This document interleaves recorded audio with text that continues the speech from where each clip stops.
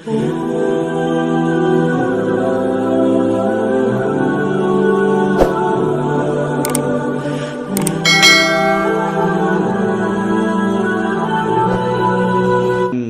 bae kadang teu bisa aya nur ilahi, urang teh zikir we kadang nur ilahi mah teu beunang. Tetapi ku ngaji babarengan jeung jelema loba di dinya aya wali, di dinya aya malaikat anu bawa nur ilahi. Gimana cenah walina ulah yang nyahos ya mah. Bisa mah ngaji ngawuduk balik geus. Aya eta nu mahal mah. Mantap cek kamari cek Habib Lutfi cek Habib kadang-kadang nur ilahi itu datang lagi ngurutin guru, di situ ada nur ilahi. Kadang-kadang lagi ngehadam ke guru, kadang-kadang lagi silaturahim ke guru, kadang-kadang lagi ikut ngaji. Jadi kita sholat kita zikir mah kadang-kadang sulit, tapi ikut berjamaah dengan dia, seselaman dengan dia. Dia tiba-tiba ada nur ilahi. Emang kos gitu nur ilahi mah rahasia Allah dibikin aku Allah. Ndudik dibikeun ka hamba Allah dirahasiakeun ku Gusti Allah eta nu mahalna. Ketika orang anti cilaka ujian. Eta lah hijau. Tapi ketika orang datang ka dieu tak atawa ka pengajian nu lain, beban naon datang tapi datang ka imah tentrem amat. Nu matak tentrem meuli satena 2 bungkus, Pak. Kalem. Mahal. Katentreman eta lah nu mahal. Salat jadi meningkat, salat tambah khusyuk, emang ngahusukeun ku bah. Di khusyuk-khusyuk urang mal bisa aja khusyuk mah pamere Allah. Ketika orang nyampur jeung nu bisa khusyuk kadang khusyuk aya. Ketika orang nyampur jeung ahli makrifat urang aya faed ngaranna. Luluberan ti ahlina nyurup ka urang. Eta nu mahalna. Jeuh, tuh ngaji na aja harareseh emang kumaha gitu ngaji. Urang ngaji di pondok 15 tahun, 20 tahun gitu bisa-bisa tuh komo mingguan. Bisa naon tuh ngaji kos gitu parang sana bebari meureun ngaji tapi tah nurut ilahi mah kos kumaha barang ngaji tak Masya Allah timbullah nyulusup nur ilahi set mun aing isuk paeh kumaha tuh rugi amat hanya sebuah mobil Avanza hanya sebuah mobil Kijang anu ku urang dinikmati nangan sakadar sakit tapi di jero kuburan nu bakar berhadapan jeung Allah urang kaput tanda bahwa urang teu bagus. Ketika nyana ngaji teu merenung. Atuh gagah nur ilahi memang kumaha kitu. Sejuta kali gurunya nang geus ti ditu asup ka jero hate nang Allah kan nur ilahi ih boa ieu nu bener mah. Asana salah aing deposito. Si itu kurang kumaha ngadalil jeung asana teu beres didongkrak ku nur ilahi gagah nur ilahi mah kajeun ku kumaha tet gesan lah depositona sieun kadengekeun ku kiai tulah jangan takut enggak lah saya pokoknya mau udahan aja nur ilahi lamun geus nancep ka dieu boleh lalagahan nu mantap kiai wani hudang jam hiji aju mandi aju ngalawudu aju salat padahal mah tunduh aya naonan aya nur ilahian ente mah nur ilahian barang neuleuh jam hiji simbut di kadiekeun bedana aya nur ilahi jeung kan geus kitu mah ulah hese-hese ge bae lah cenah jam 2 mah rada deukeut ka subuh hudang jam 2 ke bae 2:30 tolol teh coba diengke-engke bae ku nya ge engke naon eta nur ilahian ai kiai nu hudang teu penting mandi wudu salat ku berani padahal mah tunduh aya nur ilahian gagah nur ilahi emang kumaha gitu nyulusup ka jero hate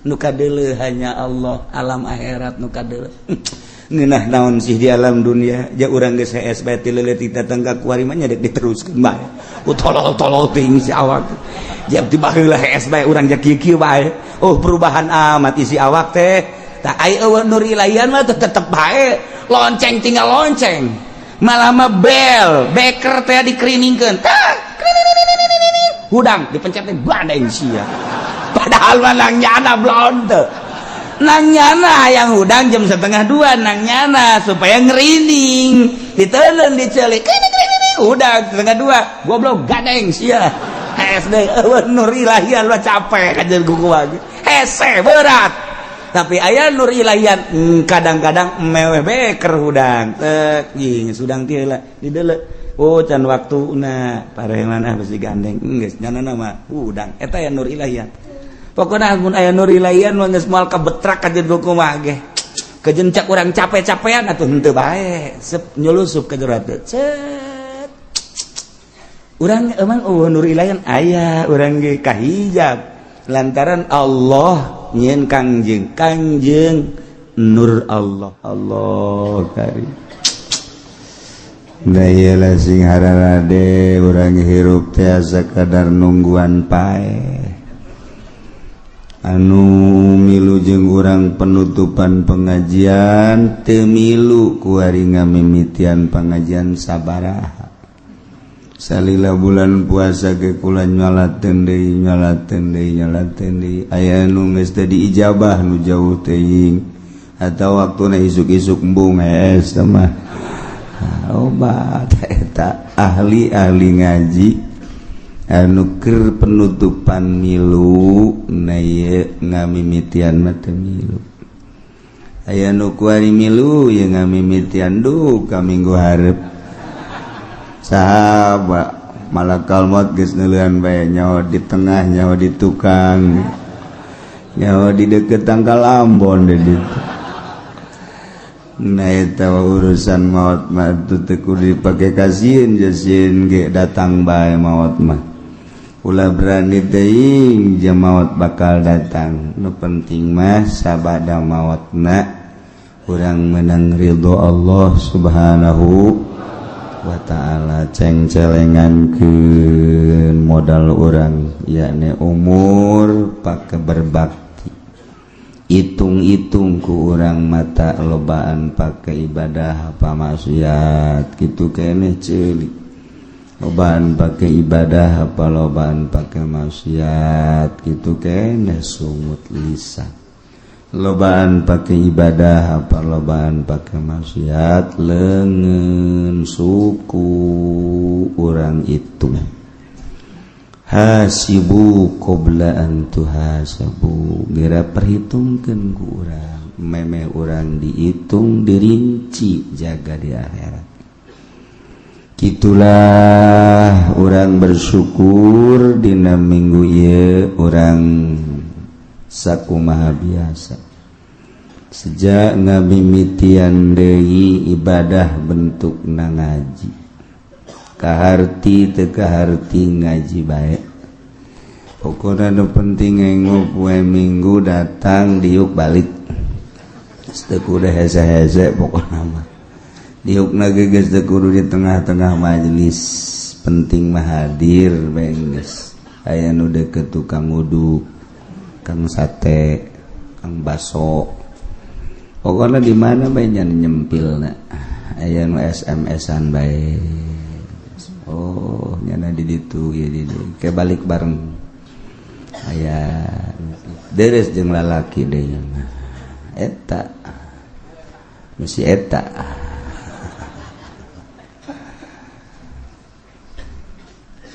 ternyata sanggeusna ku urang dianalisa ibadah urang di jero bulan Ramadan teh alhamdulillah aya peningkatan. Nu tadina urang teu tamat Al-Qur'an di bulan puasa mah alhamdulillah tamat. Aya nu teu bisa namatkeun tapi ngadengekeun mah ngadengekeun. Aya anu tamat 2 kali sabulan. Aya nu tamat 3 sabulan puasa teu pohara. Aya anu 4 kali. Wih lain lalaga. Bahkan aya nu laporan ka kula alhamdulillah kiai cenah kula sebulan puasa tamat 10 kali. Masyaallah bagus jasa. Kos nu ka Mekah di Mekah lulumpatan muru Masjidil Haram yang berjamaah pohara eta ibadah di Mekah. Asal ngadenge azan brung kobeh ninggalkeun berbagai aktivitas. Komo anu sejam munggah haji memang teu boga pagaweana naon sakadar salat, tawaf, hebat. Balik bae ka imah. Deukeut padahal mata ki haji ka masjid. Teu wauheun jeung masjidnya. Teu nyaho ka tihang masjid sabaraha. teu nyaho kasamak masih diganti apa henteu. Di Mekah mah lulumpatan muru berjamaah sakitu pas sedek-sedekna. Tapi barang balik bae ka imah sakitu lalegaan henteu bae geus sabasa kali henteu diajakan geus sia bae ti heula. Diajakan ge henteu. Mawaan berarti teu Mekah. Bulan Ramadan gitu keneh beung di bulan Ramadan maca Quran teh wow pohara. Barang datang mereka bulan Syawal. Wari ge Quran di mana bade teundeuna? Geus teu pogo ikut ta urang teh ibadah teh kos kitu tah. Di Ramadan mah pohara jadi teu istiqomah. Tak kudu nama istiqomah di jero bulan Ramadan teh sok maca Quran, Syawal ge maca Quran. Di bulan Ramadan taraweh, bulan Syawal ge taraweh terus. Hayang dikepung masyarakat sih. Bisa taraweh bulan Ramadan doang. Untung jelema anu kamari di jero bulan Ramadan ngalaksanakeun taraweh. Berbagai ibadah-ibadah tinggal orang memohon ke Allah, urang nati Allah, titah ibadahna ge ku Allah, dibere tanaga jeung daitna ge ku Allah, nurek narimana Allah, pasrahkeun ka Gusti Allah. Mudah-mudahan ibadah puasa urang, taraweh urang, sedekah urang, tutulung urang diterima ku Gusti Allah Subhanahu wa taala hingga jaga aya bukti jang sampeureun urang. Itulah orang seputar bulan Ramadan mararudik nuka Jawa Tengah, Jawa Timur, nuka Kulon, nuka seberang. Alhamdulillah barang dihitung-hitung urut mudik tahun kamari ge can impas aja nu kuari ngahutang deui jadi gagedean hutang. Ulah sebenarnya mah silaturahim malah sunah daripada ngagedean hutang maningan mayar hutang. Kurang mati balik malah jang silaturahmi atau silaturahim ngahutang. Ulah kudu nama orang pas ini jeung pamajikan neng tahun kamari orang mudik ka Jawa Timur. Tahun ieu mah urang ulah mudik duit nu aya urang pake mayar hutang bae. Talamun saluyu mangeuna. Enggak, tetap harus mudik aja. Bagaimana juga, ini kan setahun sekali. Kalau enggak udah cerai aja wah. Ambalayah ya urusan teh. Eta kan kos kitu teu beres tah. Tinggal salakina bae hak. Bacakeun aing talian bae tuh awak aing ieu. Mun salaladar bagina masyaallah. Masyaallah geus kos kitu bae barudadannya seputar mudik.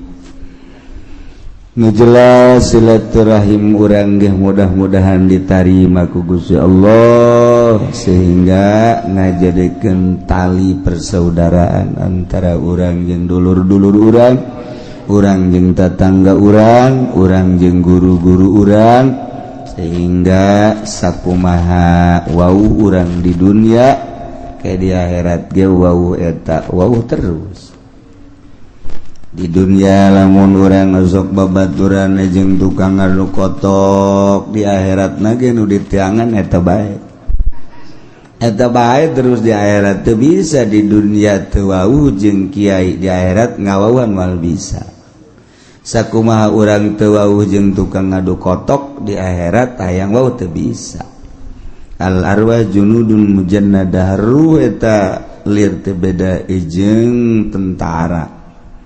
Sakumaha tentara grup-grupan, sakumaha tentara sesuai jeung balok-balok, baret hejo, baret beureum, bintang hiji ngarenga hiji jeung bintang hiji, bintang dua ngahiji jeung bintang dua, bintang tilu ngahiji jeung bintang tilu, bintang 7 ya para ruyeng. Eta hiji. Ya, tah jadi urang di dunia jeung saha kawau jeung saha babarengan, di akhirat ge eta deui bae. juludun mujannadah masyaallah. Kuari urang sejak di jero hate urang dek ngamulayan ibadah ka Gusti Allah sakumaha biasa ngaji selain minggu di lembur masing-masing ge digiatkeun pengajian-pengajian nu di masjid di mushola di majelis taklim mulai dikosongkeun lantaran serangan-serangan di luar kuari pohara jasa.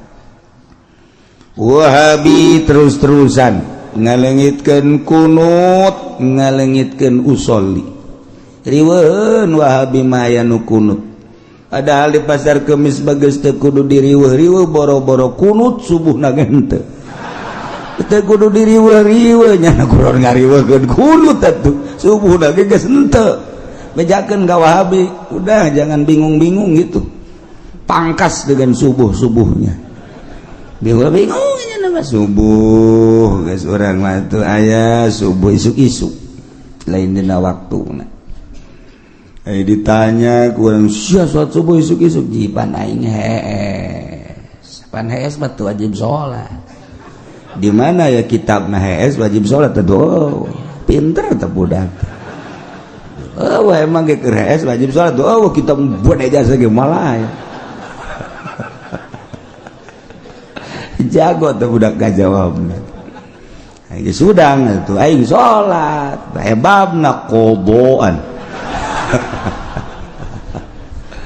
atuh geus dipasing-pasingkeun ku Gusti Allah teh jadi alhamdulillahirabbil alamin urang ngayakeun kegiatan ngaji di lembur ge digiatkeun ku ari sebab ieu Syiah terus-terusan salah cenah kiai eta Syiah teh panjang dongengna ke urang bahas dina kesempatan-kesempatan nu jelas Syiah nu aya di urang mah teu pati beres Wahabi cenah salah teh kiai ai salah jasa dengan kurang pati bener ai salah jasa dengan kurang pati bener eta Wahabi naye sing hade di urang mah Tangerang, Bogor, Serang, Pandeglang, Rangkas Bitung, Lebak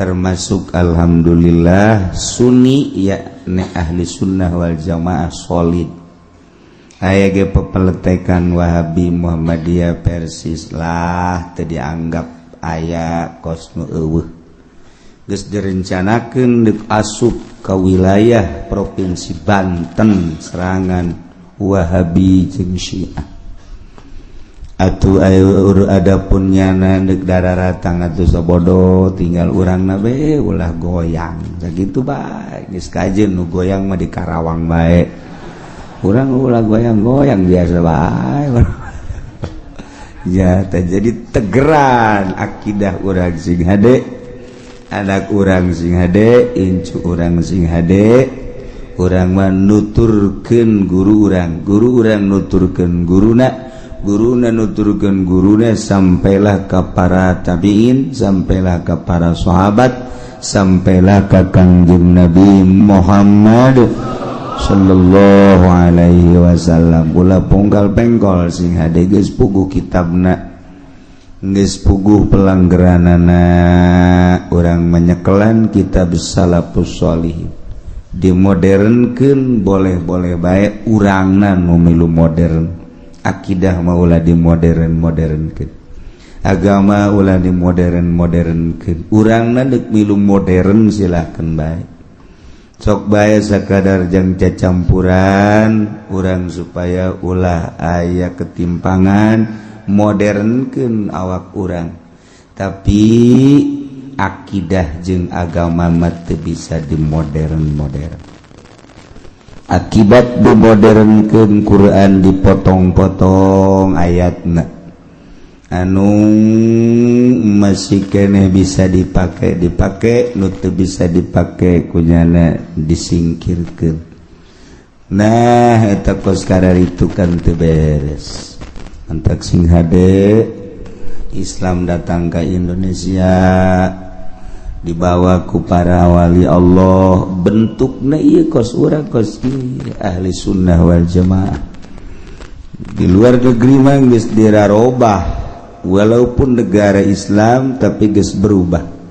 Urang lamun neule di Yordania, lamun beja di Turki ku ari geus teu puguh, kitu keneh di Tunisia, kitu keneh di Maroko. Padahal negara Islam tapi geus berubah. Lebih di Indonesia mah masih utuh, loba kesulitan dek ngarobah Sunni nu aya di Indonesia. Ye berkat fadl Allah Subhanahu wa taala. Geus berbagai-bagai dirobah-robah tetapi tetap masih kuat keneh bae. Tinggal sing hade urang janungguan maut besi rubah-robah naudzubillah komo datang ka asup Kristen menauzubillah min zalik wa min zalik ngagelok ka Wahabi ge naudzubillah min zalik wa min zalik. Teh urang teh keur ngabahas tentang bugot, tentang pemerintahan anu teu disetujui ku rakyat atawa pemerintahan anu keur didemo ku rakyat. Maka di tengah-tengah nyaritakeun bugot ki musannif hadzal kitab nyaritakeun tentang ngadirikeun negara, ngadirikeun pemimpin di negara urang mah negara Republik Indonesia demokrasi tetap kudu aya pemimpinna presiden ngaran. Nu alhamdulillah mimiti Bung Karno, kemudian Bung Harto, mantan Soeharto sakedeung B.J. Habibie. Tas Habibie teka caritanya nakuar di mana ayana. Kuletik meureun teu kanyahoan. Ganti mantas Habibie ku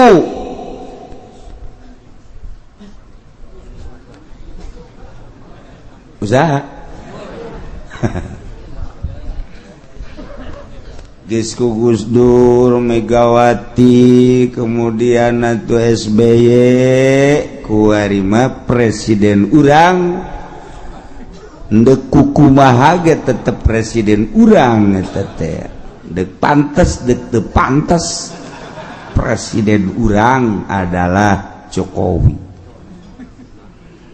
Kudu diakui eta presiden urang dek kukumaha ge atuh dek kumaha deui. Sakitu ge deres bisa seuri keneh. Artinya presiden urang eta. Kajeun kukumaha ge presiden urang.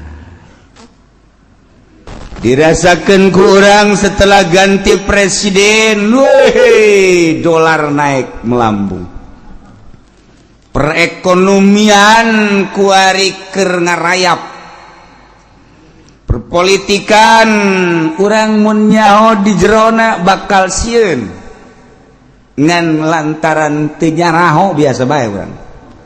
Nu mantak aya bagus teh urang bodoh teh.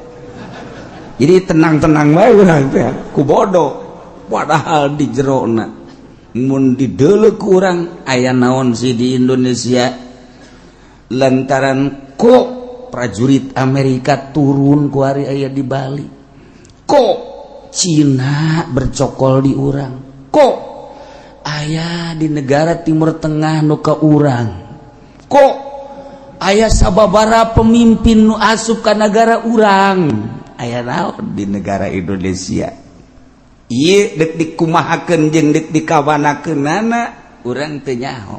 Bodoh ngaranna, ku bodoh jadi tenang, kalem-kalem bae urang mah bodoh teh atuh. Salat ge bodoh mah tenang bae, Allahu Akbar kumaha teh kumaha. Lah mun ditanya Allah mah nyahoan ieu beres luhur teh jelema kos kitu eta. Atuh emang bisa ada sakit atuh kumaha geus teu diutar diatur deui urang papan salat teh mimiti ngatur caina wuduna ieu bener apa henteu cai sah teh dipake wuduna terus make syarat terus make rukun beres wudu kemudian salat make pakaianana nu kumaha di samping jang nutupan aurat adab-adabanana lantaran ieu teh pan dideuleu ku Allah pantes apa henteu sih menghadap ka Allah model kos kieu aing ieu diperhitungkeun ku nya urang henteu make lepis los make lepis make kaos hideung pet dikatukangkeun salat Allahu Akbar beres geus. Lah cenah kiai ka Allah mah nyahoan ieu nyaho aing ge. Naon bedana sia jeung kenek nu mundurkeun mobil ieu? Tuh beda tuh. Sia hareup ka Allah kata Allah mah teu kadeuleu ieu kumaha teh sia mah. Teu kanyahoan ieu ku teh sia mah sakitu ayana tuh kitu bae. Tapi lamun urang bisa ndeuleu make mata hate ngadenge make ceuli hate isin salat model kos kitu teh henteu mateunana adab nu eueuh ieu tak urang teu perti kunaon eta bodoh ku bodoh tenang-tenang bae biasa bae mun teu salat likum-likum beres ngarokok geus teu babacaan teh lah tulis Allah mah nyahoeun nya dalil ngan eta dok Allah mah nyahoeun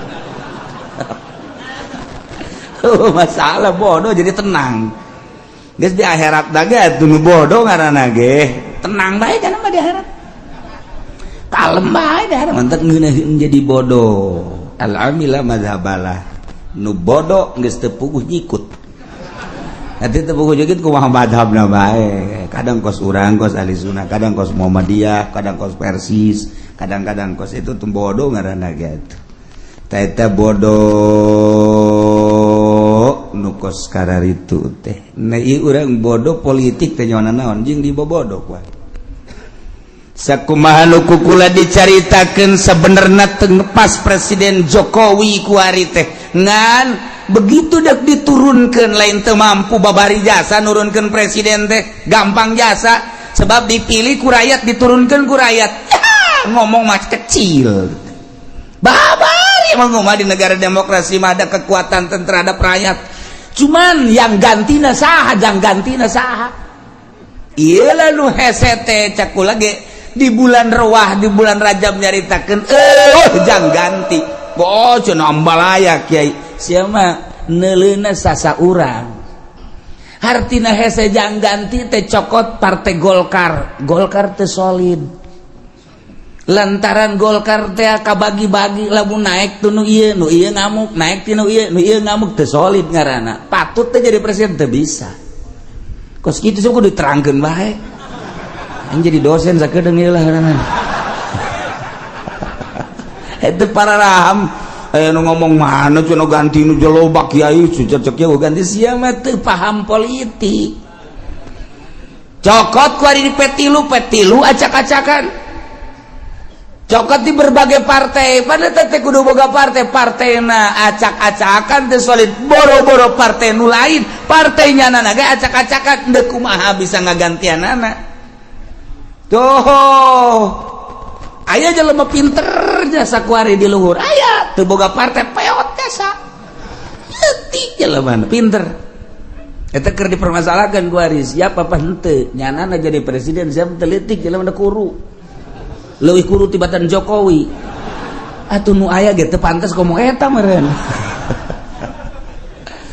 ngaku ari dek dirapihan lantaran nu solid partai berarti kan aya nu main nu jago di Indonesia nu ngacak-ngacak partai geus diperhitungkeun gunyana lamun ieu partai solid engke bakal ngehajar diacak-acak heula gunyana teh sehingga eueuh partai nu solid hese jang ngagantianana kos gitulah seputar negara eta kakarak global encan mun dirinci tek wari urang nyaritakeun tokohna ti Golkar ieu petilu di babari nyaritakeun kos kitu basa pira Indonesia aja jelema mereka hitung tek hese amat tuh hese amat babari cuman iyalah keberadaan orang kos kieu hese kasolidanan.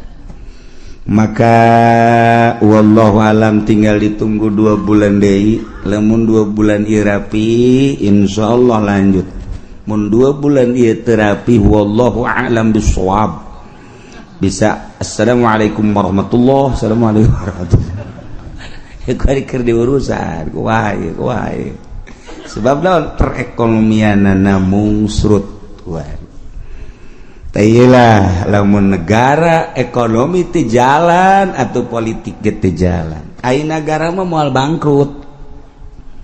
Degekeun ku Celisya dongengna negara bangkrut moal aya. Nu bangkrut mah politik. Nu bangkrut mah perekonomian. Kembalina politik jeung perekonomi ka rakyat. Negara mah moal bangkrut.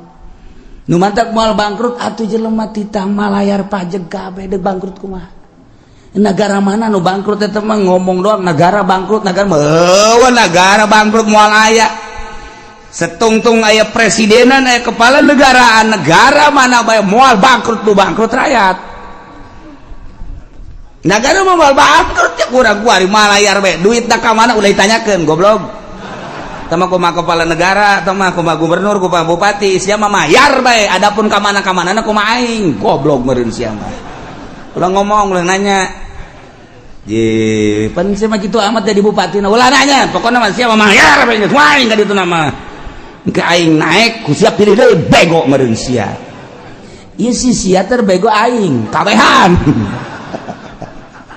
seakan-akan seperti kitu negara urang teh demokrasi apa lain wallahu a'lam pilih aing mayar pajak sia ka aing adapun duit deuk ka manana ulah hayang nyaho sia kumaha aing ji bupati kieu urang teluh bayu teluh mendingan ge kena bureuteu ieu beteungna ieu ulah kitu cek yeuna ieu udah bener di urang je APBD entah gerang sabaraha kota sabaraha di gubernuran sabaraha ieu teh pan rakyat teh bodoh teu nyaona naon ieu ku teu nyaona naonna tentrem teu nyaona naon teh jadi tentrem bupati ge tenang kalem biasa banyak ge teu isieun ka panggih jeung rakyat teh bupati salah teh teu isieun ka panggih jeung rakyat bupati bego meureun tah ya tuh rakyat ge bego ieu geus ieu mah bego jeung nu bego masalah bararego kabeh tah kan seperti kos kitu tah ieu keur carita nagara kudu aya pamimpinna ieu nu dicaritakeun ku urang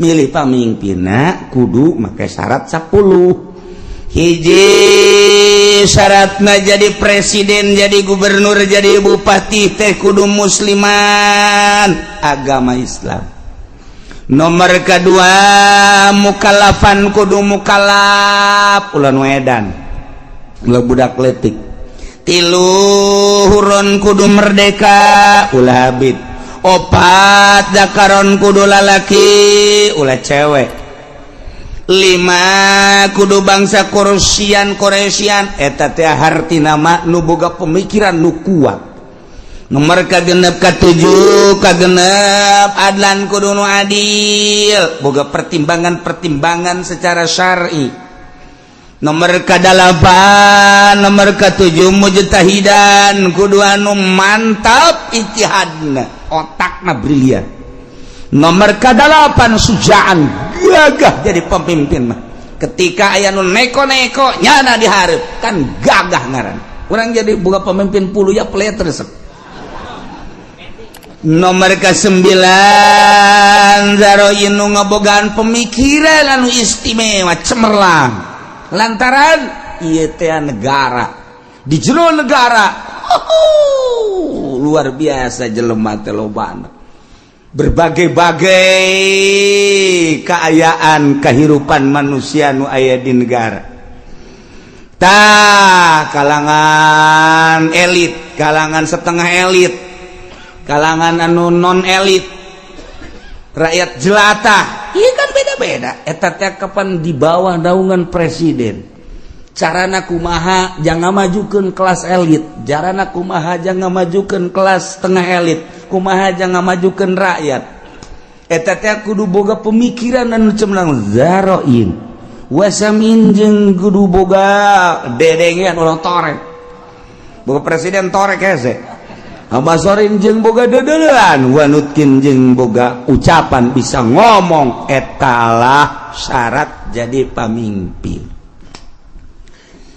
sahna jadi pamimpin teh nomor kahiji bil bayati di bayat ya ne bayatu ahlil hili wal aqdi minal ulama war ru'asai wa wujuhin nas dipilih jadi pamimpin teh dumilihna ahlul hili wal aqdi ulama-ulama pemimpin-pemimpin tokoh-tokoh masyarakat numilihna jangan maju ke negara berarti nu kudu boga wawasan kaharep dek dikumahakeun ieu negara ulah ini peot dituntun aki-aki gagah nya aya aki gagah emang pen ini peot aki-aki gagah aki-aki titah milih nu buta titah milih dan lain sebagainya nu gering teu nya teu boga wawasan ulama nda titah milih teh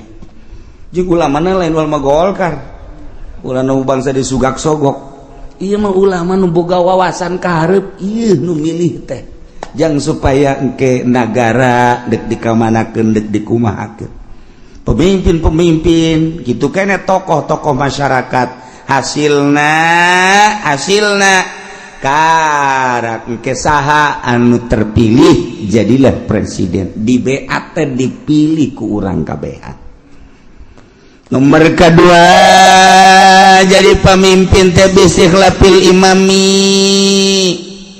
kudu dijadikan khalifah ku seorang imam seorang presiden ngajadikan khalifah lantaran nyana geus kolot daya pikir geus kurang nyana nyiapkeun jang pamimpinna nu geus digodog ku nyana geus dipersiapkeun jang mimpin negara dikamasankeun ka para tokoh tanya tentang politik tanya tentang ekonomi jeung budaya coba ge nyana geus mempersiapkeun ieu lah tokohna saksian ku para tokoh di urang memeureun di parlemen nah ieu lah kula dipersiapkeun maka saat ieu kula ngalimpahkeun kewadagan kula wah naon kitu ngaranna jabatan kula terhadap seseorang nu ku kula dipercaya ieu lah makanya na mundur ieu naik atawa nyana wasiat mun kula paeh ulah kasasaha jabatan teh ieu bae sipulan Sayyidina Abu Bakar Siddiq radhiyallahu anhu nyana geus wasiat kula maot pemimpin ulah sasaha deui ialah Umar bin Khattab geus ketika Sayyidina Abu Bakar Siddiq maot geus teh kudu hese deui langsung Sayyidina Umar naik nomor kedua nomor katilu ieu nu kurang keur dibahas wa bistilahi jami suruti sah jadi presiden bistilahi jami surut ku ngalindih kana sakabeh pirang-pirang persyaratan syarat nu 10 aya di Kizaid sementara presiden nu aya kurang ngalaksanakeun persyaratan atau kurang persyaratan tinu 10 andai kata presiden terpilih teh jelema nama muslim jelema nama mukallaf jelema nama merdeka jelema nama lalaki ngan ternyata tina 10 ternyata ra'yuna nu kurang cemerlang ketika ditanya tentang bagaimana perekonomian di negara urang nyana teu ngabogaan wawasan jangan majukan perekonomian di negara eta sementara aya batur nu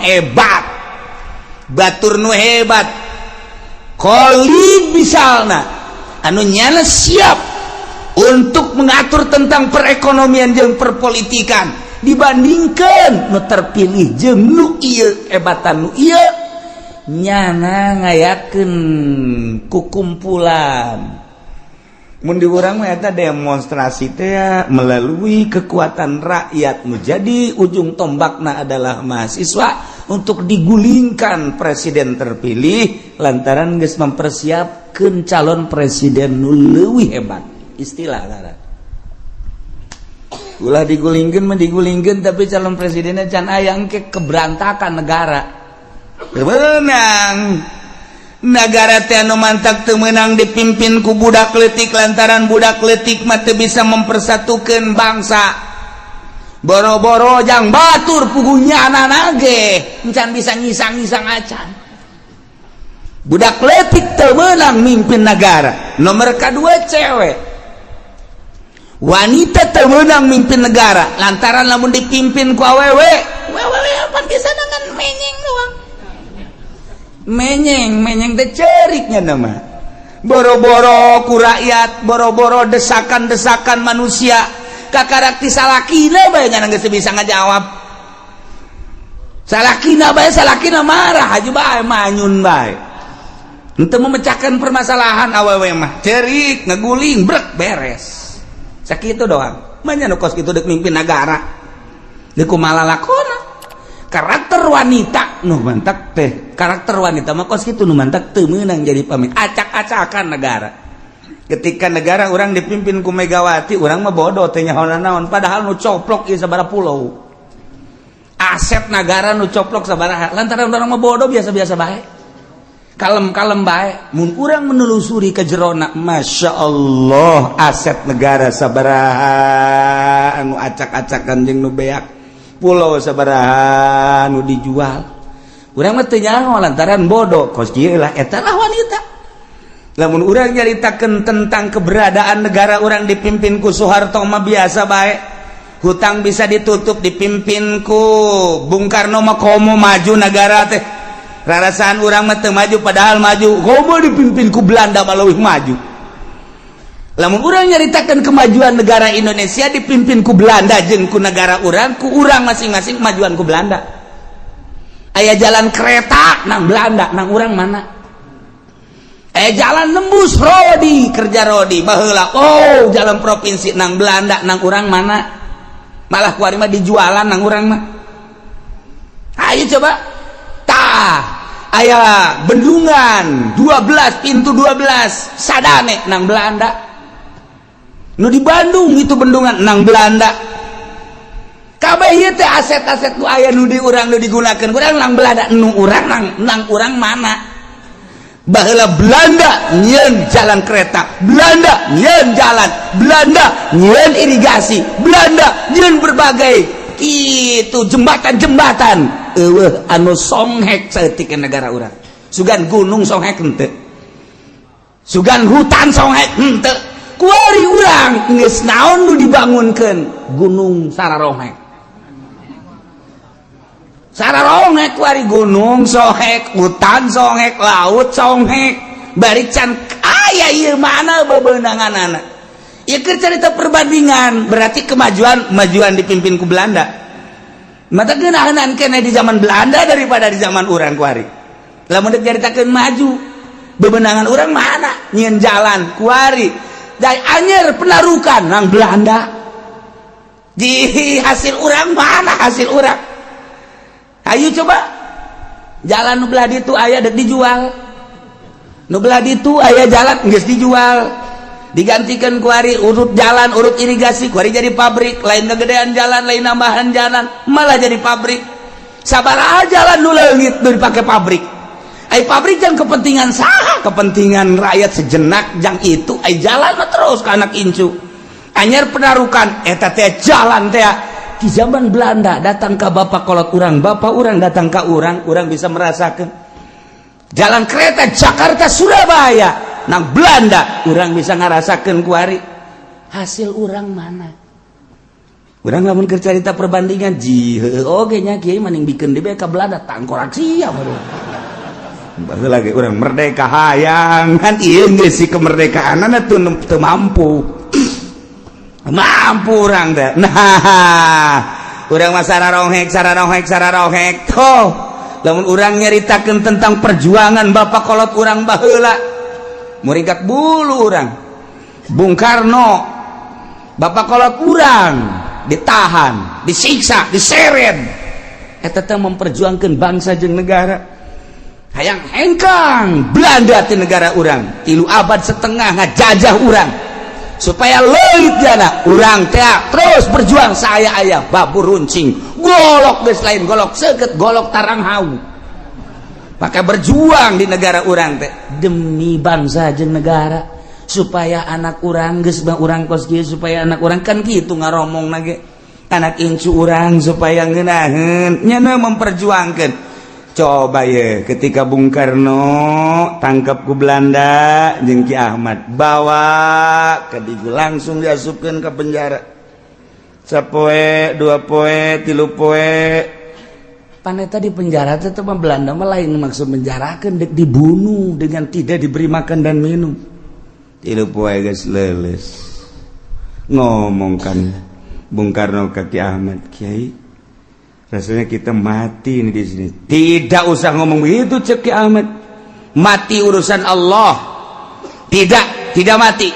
Kalau nyawa kita masih ada di badan kita, kita tidak mati. Aduh. Bisa ada Ki Ahmad. Enggak usah takut. Ada Allah. Cek Bung Karno Allah itu benar ada. Tetapi kita tetap kalau tidak makan dan minum mati. Pertolongan Allah akan datang. Tenang. Ceki Ahmad innallaha ma'ana. Kaopat poe geus kicep doa. Atuh teh dahar teu nginum Pak. Kicep. Kiai saatnya kita mati Kak. Tidak. Ceki Ahmad tetap hidup kita. Hidup bagaimana? Enggak makan enggak minum. Belanda datang ke jero dibuka lawang blok seserian. Sekarang kau mati di dalam penjara. Sekarang kau tidak akan bisa melanjutkan hidup. Geus teu bisa nanaon kieu. Seserian Belanda. Digebrukeun deui lawang. Di jero geus kararieu bae.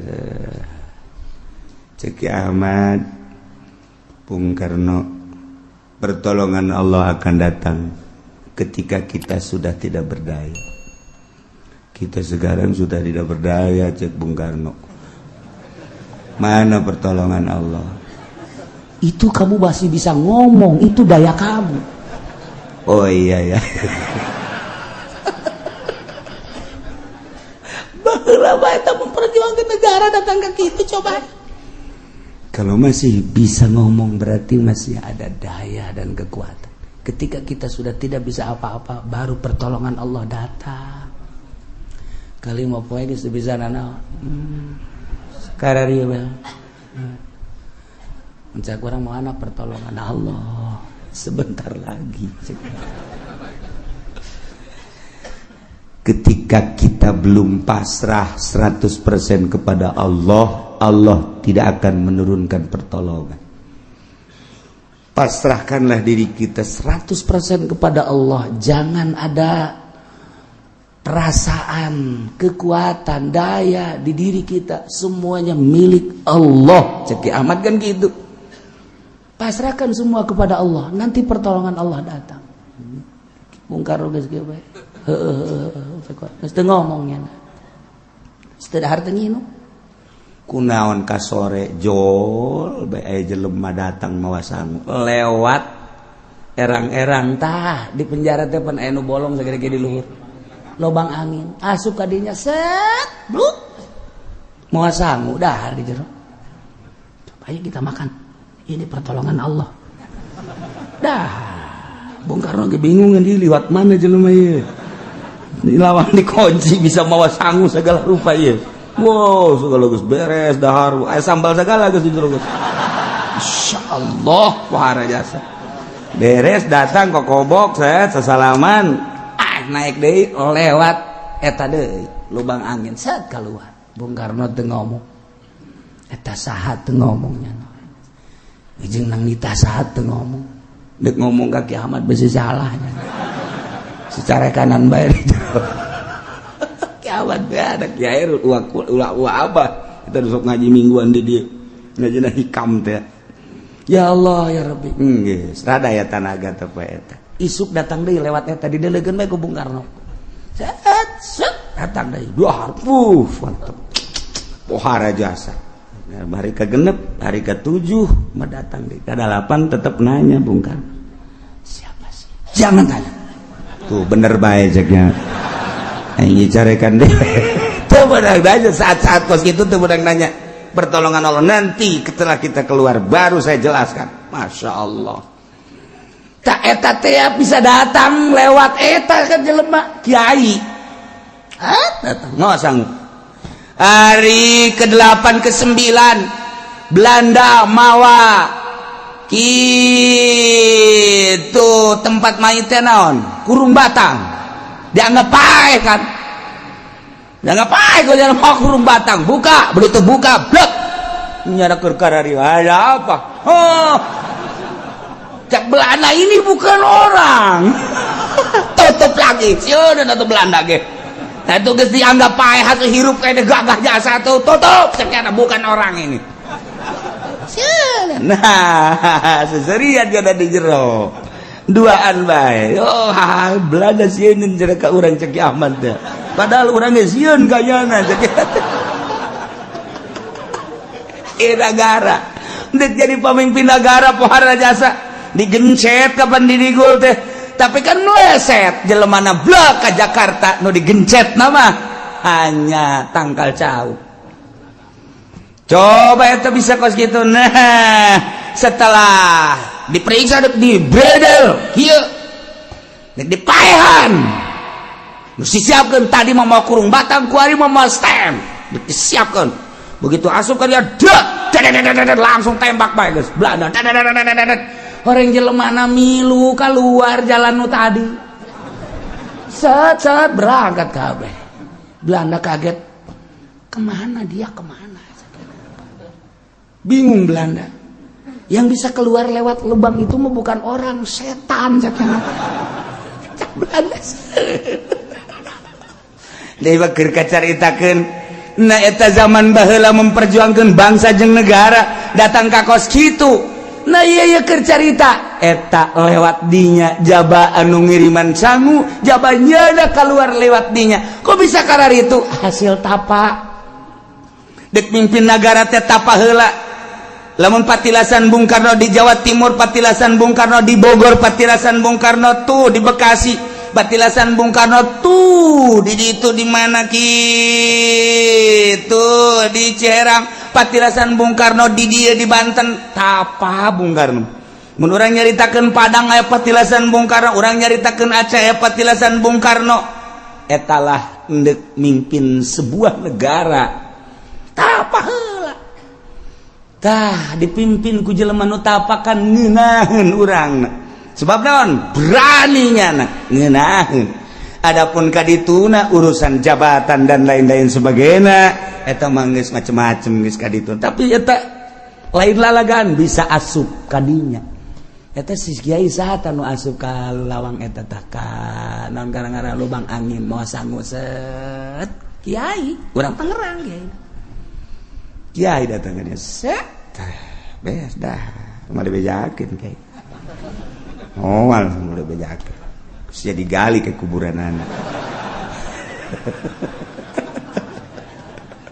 takut itu kan pohara mimpin negara teh lain lalagaan satu suara teu bisa dibobodoh atletik mah sakumaha urang teu bisa dibobodona ketika Saddam Hussein kamari gerak ku ajeun tinggi ulah-ulah ge simpati bangsa simpati manusia umat sadunia simpati kabeh moal pati-pati simpati lamun di jero benak katena henteu aya kemurnian moal aya seluruh lapisan boh kafir boh muslim simpati terutama mukmin simpati ka Saddam Hussein bari di jero nagarana mah aya anu ngalecehkeun ka Saddam Hussein tapi tetep bae kesimpatian teh teu bisa dibeli lantaran di jero na aya mutiara sakumaha simpatina bangsa Indonesia ke Bung Karno lain di Indonesia bae Jepang simpati ka Bung Karno Arab simpati ka Bung Karno bahkan titi mangsa Bung Karno teh ya mun urang ke Mekah atuh aya di Arfah aya titi mangsa Bung Karno di tempat Sai aya titi mangsa Bung Karno, di Baitullah aya titi mangsa Bung Karno,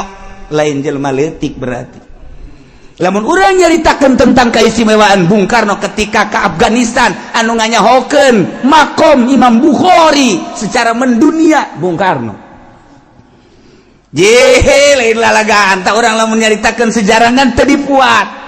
Aneh, nu dipuatna hanya nu nakal-nakalna bae. Cinta wanita lah nu dipuat teh. Tentang KPKI-an lah nu dipuatna, teu positif padana. Negara jadi merdeka. Hanya sakitu bae, lain-lainnya teu pernah dibuat.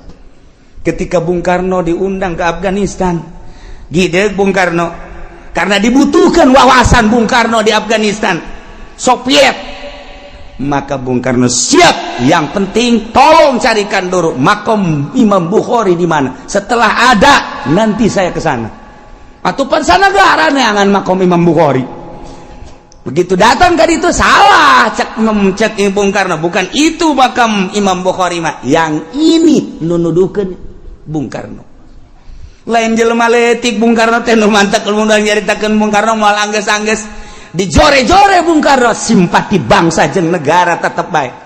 Di PKI di lain bae cek ate lain bae eta mah sekadar sebuah sejarah anu bisa diplesetkan. Hate leutik bangsa tetap lain Bung Karno seorang waliullah. Hese dek galengitkeun ka gorengan, dek galengitkeun kabagusan Bung Karno supaya jore teh hese. Sakumaha hesena urang dek kabaguskeun Pak Harto hese bae. Hese bae kumaha meureun eta mah.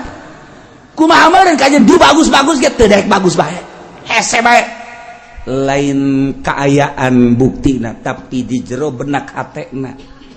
Anu padahal di akhir nama Pak Harto ge bagus di akhir nama. Yang sepanjangnya ngajawab teu bagus, hanya detik-detik terakhir nu rada bagus. Rada bagus teh rencanana. Tuh, Gus Dur dijore-jore eta tetep bae. Nu kamari anti Gus Dur, nu kamari ngajorekeun Gus Dur, nu kamari buta Gus Dur. Kuari mawaan zarah nyana nu untung.